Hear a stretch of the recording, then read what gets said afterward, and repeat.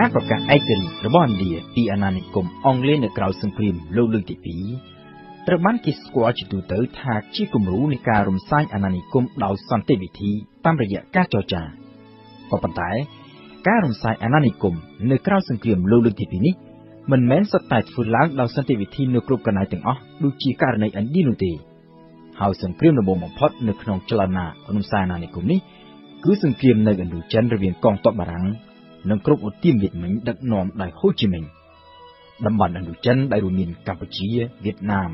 ឡាវនិងដែនដីកូសាំងស៊ីនឬកម្ពុជាក្រោមគឺត្រូវស្ថិតនៅក្រោមអាណានិគមបារាំងតាំងពីសតវត្សទី19មកម្ល៉េះក៏ប៉ុន្តែនៅក្នុងអំឡុងសង្គ្រាមលោកលើកទី2បារាំងដែលចាញ់សង្គ្រាមទល់នឹងអាល្លឺម៉ង់ក៏ត្រូវបង្ខំចិត្តបាក់ឲ្យជប៉ុនដែលជាសម្ព័ន្ធមិត្តរបស់ហ៊ីតឡែរចូលមកតាំងមូលដ្ឋានទ័ពនៅក្នុងដែនដីឥណ្ឌូចិនជាពិសេសគឺនៅវៀតណាមខាងជើងហើយនៅដើមឆ្នាំ1945ទាហានជប៉ុនបានវាយទីពង្រីកទីតាំងរបស់ខ្លួននៅស្ទើរតែពាសពេញតំបន់ឥណ្ឌូចិនទាំងមូលគឺទាំងនៅក្នុងប្រទេសវៀតណាមទាំងនៅក្នុងប្រទេសកម្ពុជានិងនៅក្នុងប្រទេសឡាវនៅក្នុងអំឡុងពេលនោះចលនាជាតិនិយមមួយបានរីកដុះដាលឡើងនៅវៀតណាមគឺបកសម្ព័ន្ធដើម្បីឯករាជ្យវៀតណាមដែលជាច្រើនហៅកាត់ជាទូទៅថាវៀតមិញដែលស្ថិតនៅក្រោមការដឹកនាំរបស់មេចលនាកុម្មុយនីសវៀតណាមហូជីមិញនៅថ្ងៃទី2ខែកញ្ញាឆ្នាំ1945ជប៉ុនបានប្រកាសចុះចាញ់សង្គ្រាមលោកលើកទី2ហើយនៅថ្ងៃដដែលនោះ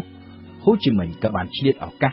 ប្រកាសជាឯកតោភាគីបង្កើតឡើងនៅរដ្ឋវៀតណាមឯករាជ្យមួយដែលដាក់ឈ្មោះថាសាធារណរដ្ឋប្រជាធិបតេយ្យវៀតណាមក៏ប៉ុន្តែបារាំងដែលទើបតែនឹងទទួលជាជំនះក្នុងសង្គ្រាមលោកលើកទី2មិនសុខចិត្តទុកបណ្ដោយឲ្យវៀតណាមប្រកាសឯករាជ្យជាឯកតោភាគីបែបនេះនោះទេបារាំងក៏បានបញ្ជូនទាហានឲ្យចូលមកកាន់កាប់ដែនដីអាណានិគមនៅឥណ្ឌូចិនឡើងវិញក៏ប៉ុន្តែបារាំងកាន់កាប់បានតែប្រទេសឡាវកម្ពុជាដែនដីកូសាំងស៊ីននិងប៉ែកកណ្ដាលប្រទេសវៀតណាមតែប៉ុណ្ណោះចំណែកឯនៅតំបន់តុងកឹងគឺប៉ែកខាងជើងវៀតណាមកងទ័ពបារាំងត្រូវប្រឈមមុខនឹងកងកម្លាំងរបស់ពួកវៀតមិញក្រោយពីចរចាគ្នាអស់រយៈពេលជាច្រើនខែតែគ្មានដំណោះស្រាយនៅខែធ្នូឆ្នាំ1946សង្គ្រាមរវាងកងទ័ពបារាំងនិងពួកវៀតមិញក៏បានចាប់ផ្ទុះឡើងសង្គ្រាមដែលនឹងត្រូវអូសបន្លាយពេលរហូតដល់ទៅជិត10ឆ្នាំហើយដែលគេឲ្យឈ្មោះថាសង្គ្រាមឥណ្ឌូចិននៅក្នុងដំណាក់កាលដំបូងកងកម្លាំងរបស់ពួកវៀតមិញដែលមានកម្លាំងខ្សោយជាងមិនបានចេញមុខច្បាំងដោយចំហទល់នឹងទាហានបារាំងនោះទេក៏ប៉ុន្តែបានប្រើវិធីវិឆ្មក់តាមយុទ្ធសាស្ត្រទ័ពព្រៃក៏ប៉ុន្តែមិនយូរប៉ុន្មានពួកឧទាមទ័ពព្រៃនេះក៏បានពង្រីកការកាន់កាប់តំបន់មួយផ្នែកធំនៅប៉ែកខាងជើងប្រទេសវៀតណាមនិងតំបន់មួយចំនួនផ្សេងៗទៀតនៅវៀតណាមប៉ែកកណ្ដាលនិងនៅក្នុងតំបន់កូសាំងស៊ីននៅឆ្នាំ1949សង្គ្រាមឥណ្ឌូចិនបានស្គាល់នូវរបត់សំខាន់មួយក្រោយពីបកកុម្មុយនីសចិនដឹកនាំដោយម៉ាស៊ីតុងបានវាយកាន់កាប់ចិនដីគោកហើយបណ្ដេញរដ្ឋាភិបាលរបស់លោកចាងកែជៀកឲ្យនិរទេសទៅកាន់កោះតៃវ៉ាន់សាធារណរដ្ឋប្រជាមានិតចិនក៏បានក្លាយទៅជាខ្នងបង្អែកយ៉ាងធំមួយដែលបានផ្ដោតទាំងលុយកាក់និងគ្រឿងសព្វាវុធទៅឲ្យរដ្ឋាភិបាលវៀតណាមខាងជើងនិងក្រុមឧទាមវៀតមិញដើម្បីច្បាំងទល់នឹងកងទ័ពបារាំងសហរដ្ឋអាមេរិកវិញដែលតាមពិតគឺជាប្រទេសដែលមានគោលនយោបាយប្រឆាំងនឹងអាណានិគមក៏ប៉ុន្តែបានជាចូលមកជួយបារាំងដើម្បីបង្ក្រាបពួកវៀតមិញដែលជាចលនាឧទាមទាមទារឯករាជ្យនេះក៏ដោយសារតែអាមេរិកបារម្ភខ្លាចតំបន់ឥណ្ឌូចិនត្រូវធ្លាក់ក្រោមការគ្រប់គ្រងរបស់ប្លុកកុម្មុយនីសហើយអាចគំរាមកំហែងទៅដល់ប្រទេសផ្សេងៗទៀតនៅក្នុងតំបន់អាស៊ីអាគ្នេយ៍ចាប់តាំងពីពេលនោះមកសង្គ្រាមឥណ្ឌូចិនដែលកាលពីដំបូងជាសង្គ្រាមទាមទារឯករាជ្យពីអាណានិគមក៏ត្រូវបានប្រទេសមហាអំណាចទាញទម្លាក់បន្តិចម្ដងឲ្យធ្លាក់ចូលទៅក្នុងសង្គ្រាមត្រជាក់ហើយតំបន់ឥណ្ឌូចិនក៏បានក្លាយទៅជាចំណុចក្តៅមួយនៃការប្រជែងគ្នារវាងសហរដ្ឋអាមេរិកនិងប្លុកកុម្មុយនីសនៅក្នុងឆ្នាំ1949ដើម្បីស្វែងរកកម្លាំងនយោបាយទប់ទល់នឹងពួកវៀតមិញបារាំងបានសម្រេចបង្កើតរដ្ឋវៀតណាមមួយនៅប៉ែកខាងត្បូងដោយដាក់ឲ្យស្ថិតនៅក្រោមការដឹកនាំរបស់អធិរាជបៅដាយកងទ័ពជាតិវៀតណាមខាងត្បូងក៏ត្រូវបានបង្កើតឡើងផងដែរក្រោមការជួយជ្រោមជ្រែងរបស់បារាំងនិងដែលមានជំនួយយោធាយ៉ាងច្រើនពីសំណាក់សហរដ្ឋអាមេរិកក៏ប៉ុន្តែបើទោះបីជាមានជំនួយយោធាពីសហរដ្ឋអាមេរិកយ៉ាងច្រើនក៏ដោយកងទ័ពបារាំងនិងកងទ័ពវៀតណាមខាងត្បូងនៅតែពិបាកនឹងយកជ័យជំនះលើពួកវៀតមិញដោយសារតែពួកគេទទួលបាននូវការគាំទ្រពីសំណាក់ប្រជាជនវៀតណាមជាទូទៅ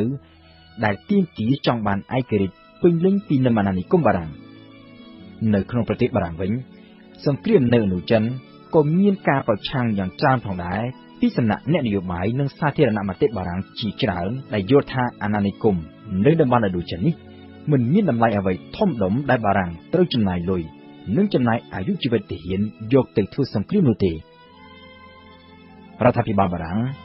ដែលមើលឃើញថាតាមផ្លូវយោធាក៏ពិបាកនឹងយកជ័យជំនះលើពួកវៀតមិញហើយចលនាប្រឆាំងក្នុងស្រុកក៏មានកាន់តែច្រើនក៏ចាប់ផ្ដើមសម្លឹងមើលទៅរកដំណោះស្រាយតាមផ្លូវចរចាវិញក៏ប៉ុន្តែនៅក្នុងពេលដែលការចរចាបានបើកធ្វើនៅក្នុងទីក្រុងហ្សឺណែវការវិប្រយុទ្ធគ្នានៅក្នុងសមរភូមិក៏នៅតែបន្តធ្វើដោយភាគីម្ខាងព្យាយាមវិដណ្ដើមយកទីតាំងសំខាន់ៗដើម្បីយកប្រៀបលើតុចរចានៅខែមេសាឆ្នាំ1954ទាហានបារាំងជាង 10000 នាក់ត្រូវបានកងកម្លាំងវៀតមិញប្រមាណជា 80000 នាក់វាយឡោមព័ទ្ធនៅឌៀនវៀនភូដែលជាទីតាំងយុទ្ធសាស្ត្រដ៏សំខាន់មួយស្ថិតនៅក្បែរព្រំដែនរវាងប្រទេសវៀតណាមនិងប្រទេសឡាវក្រោយពីបានវាយប្រយុទ្ធគ្នាអស់រយៈពេលជិត2ខែកងទ័ពបារាំងក៏ត្រូវទទួលបរាជ័យឌៀនវៀនភូត្រូវធ្លាក់នៅក្នុងដៃវៀតមិញទាហានបារាំងជាង 2000 នាក់ត្រូវបាត់បង់ជីវិតជាង 5000 នាក់ត្រូវរងរបួសហើយជាច្រើនពាន់នាក់ផ្សេងទៀតត្រូវពួកវៀតមិញចាប់យកធ្វើជាឆ្លើយសឹកបរាជ័យនៅឌៀនវៀនភូបានធ្វើឲ្យកក្រើករញ្ជួយទាំងនៅផ្ទៃក្នុងប្រទេសបារាំងនិងទាំងនៅលើពិភពលោកទាំងមូល